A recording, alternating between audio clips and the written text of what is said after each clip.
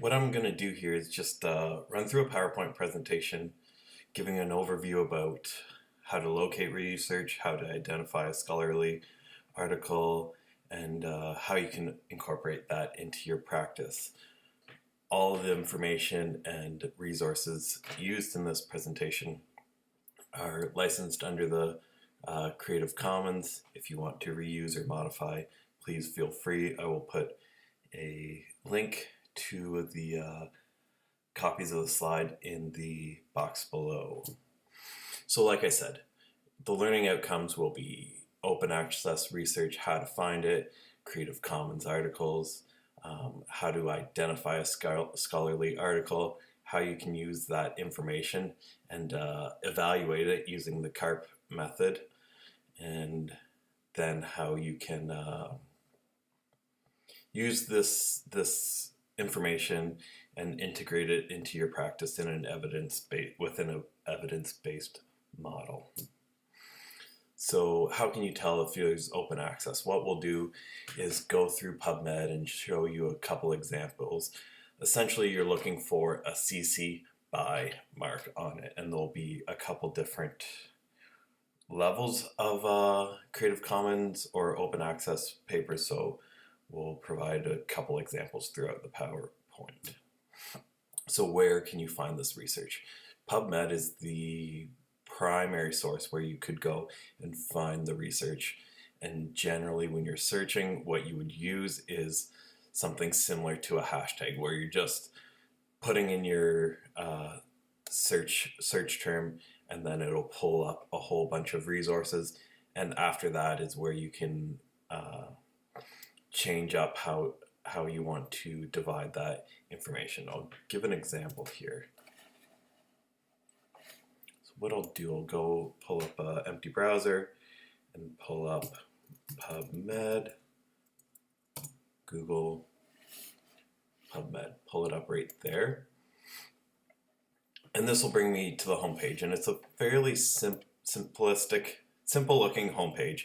And what we're going to do is in this top bar input our search term. So search term that I'll go with today is massage therapy. Therapy.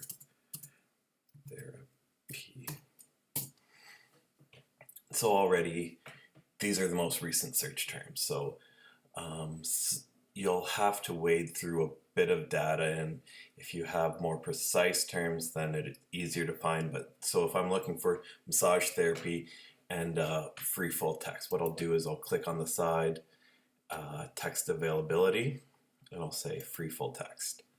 And so that narrows it down to a couple. And what I'll look for is a good paper that looks good to read, good to review.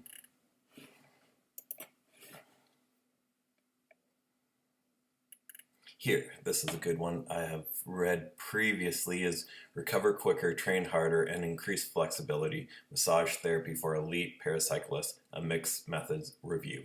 So what happens if I click onto it is it'll bring me to the abstract. The abstract will give a general overview of the objectives, methods, results, and conclusion. So since I selected the free full access papers, this one I can just click on to either PMC, and that'll bring me to the whole article, or BMJ full text, and it'll bring me right to the website address for it.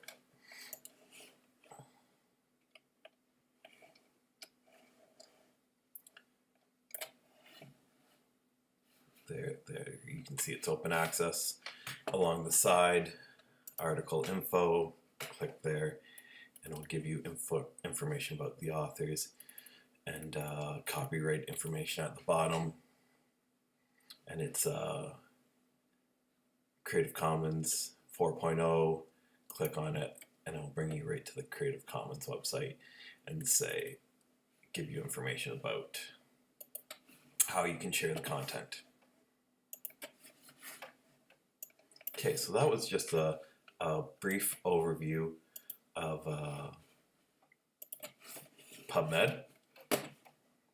We'll go back to the PowerPoint, and where do we find research? PubMed's the primary source that I use. And when we're evaluating, we're looking at, is the information current? Who is the author of the information? Who's the authority figure? Is it accurate? Is it relevant? And what is its purpose? So that's the CARP method. So is the information current? So what we'll look is up here we have the date of the article. Another spot will be at the bottom under the article information. So see, this is a 2018 current paper. And then who are the authors? What are the qualifications? The authors is often right below the title. Is the information supported by evidence? Throughout the article, you'll have these little numbers. You click on the numbers, and it'll bring you to the reference, and so that's how you'll be able to look into what kind of information they're using for the article.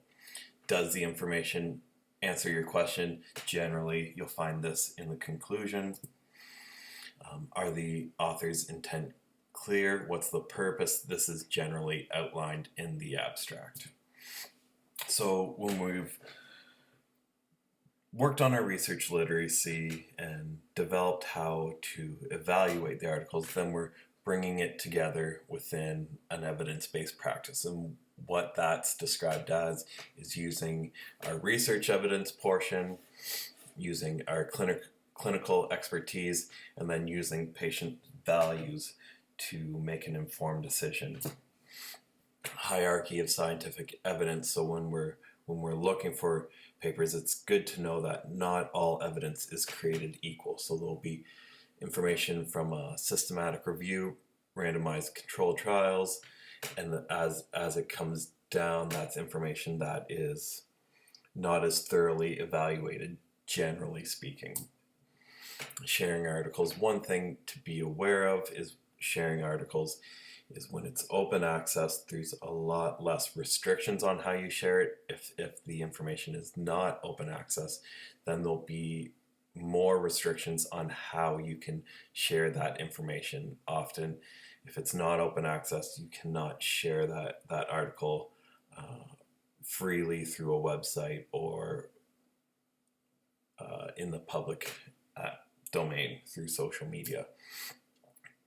Couple key points I want to drive home is each of the CARP criteria can be more or less important. This depends on what you need out of what you're looking to the research for, and then evaluate the quality of the article as a whole.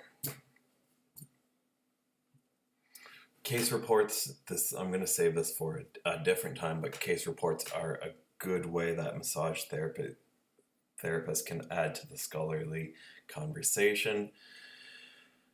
And if this was in the classroom setting, what we'll do is an active learning opportunity where we'd practice evaluating an article with the CARP method, and then setting the groundwork for doing a case study. A couple references that I drew information from in this presentation, and then resources that just give good supplemental information in regards to this PowerPoint. And then all images used were pulled out of the Creative Commons.